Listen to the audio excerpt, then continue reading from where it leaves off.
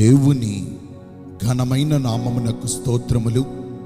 ఈ వాగ్దానమును వింటున్న మీకందరికీ మన ప్రభువును ప్రియ రక్షకుడైన యేసుక్రీస్తు నామములో శుభములు, మా హృదయపూర్వకమైన వందనములు. ఈరోజు మీ కొరకైన దేవుని వాగ్దానము కీర్తనల గ్రంథము 107వ కీర్తన 28వ చరణము. శ్రమకు తాళలేక వారు యెహోవాకు మొర్రపెట్టిరి. ఆయన వారి ఆపదలలో నుండి వారిని విడిపించెను.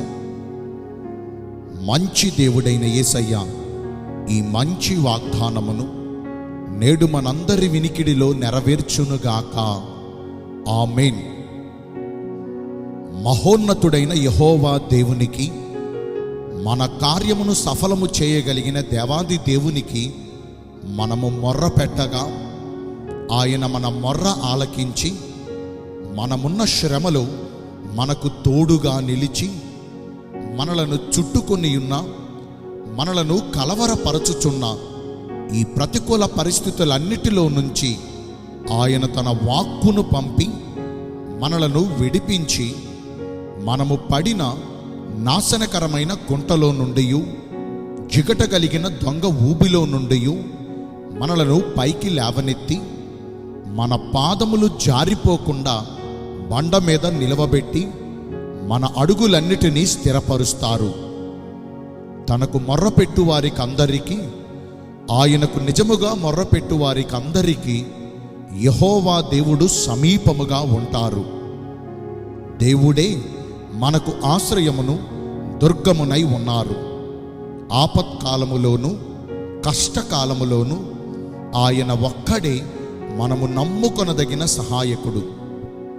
మనమున్న దీనస్థితిని బట్టి ఒకవేళ మన వారందరూ మనలను అనాథలుగా చేయి విడిచిన యెహోవా మనలను చేరదీసి మనకు కలిగిన బాధలన్నిటిలో నుంచి మనలను విడిపించి గొప్ప చేస్తారు. యాకోబు కుమారుడైన యోసేపు తన అన్నలందరి చేత ద్వేషించబడుచు ఇష్మాయేలు వర్తకులకు 20 తులముల వెండికి అమ్మబడి ఐగుప్తు దేశానికి బానిసగా వచ్చాడు. తనను ప్రేమించే తన తండ్రికి, తన వారందరికీ దూరమయ్యి చేయని తప్పుకు నిందించబడి సుమారుగా 13 సంవత్సరములు చెరసాల జీవితాన్ని అనుభవించాడు. అందరూ యోసేపును మరచినా యెహోవా అతనికి తోడై ఉండి తన అధికారులకు అతని మీద దయను పుట్టించి తాను చేయు పనులన్నిటినీ సఫలపరచి తన బంధకాలలో నుంచి అతనిని విడిపించి బానిసగా అమ్మబడిన అదే ఐగుప్తు రాజ్యానికి రాజుగా పరిపాలన చేసే గొప్ప ఘనతను యోసేపుకు అనుగ్రహించారు. తనకు కలిగిన సమస్త బాధలను అతడు మరిచిపోవునట్లుగా చేసి అతనిని బహుగా అభివృద్ధి పరచారు.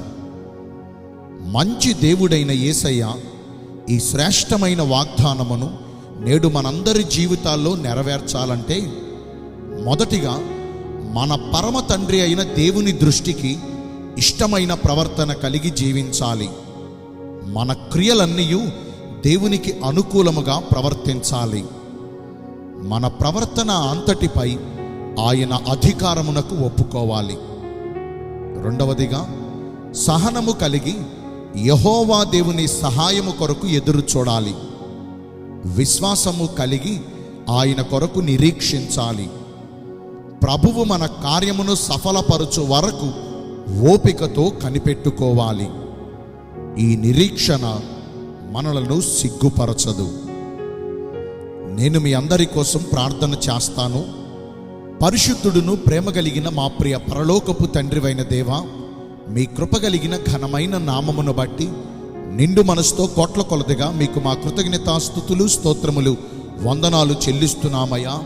మా శ్రమ దినమందు మేము నీకు మొర్ర పెట్టగా మా బాధలన్నిటిలో నుంచి మీరు మమ్మను విడిపిస్తానని ఈరోజు వాగ్దానము ద్వారా మమ్మను ధైర్యపరిచారు.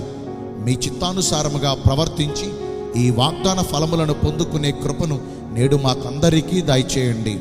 ఈ రోజున ఎందరైతే పుట్టినరోజులను, వివాహ దినములను, ఇతరమైన శుభకార్యములను జరిగించుకుంటున్నారో వారందరికీ మెండైన దీవెనలు కుమ్మరించమని, మీ రాకడ కొరకు మమ్మను సిద్ధపరచమని యేసుక్రీస్తు ప్రశస్త నామమున ప్రార్థించి వేడుకొనుచున్నాను మా ప్రియ పరలోకపు తండ్రి.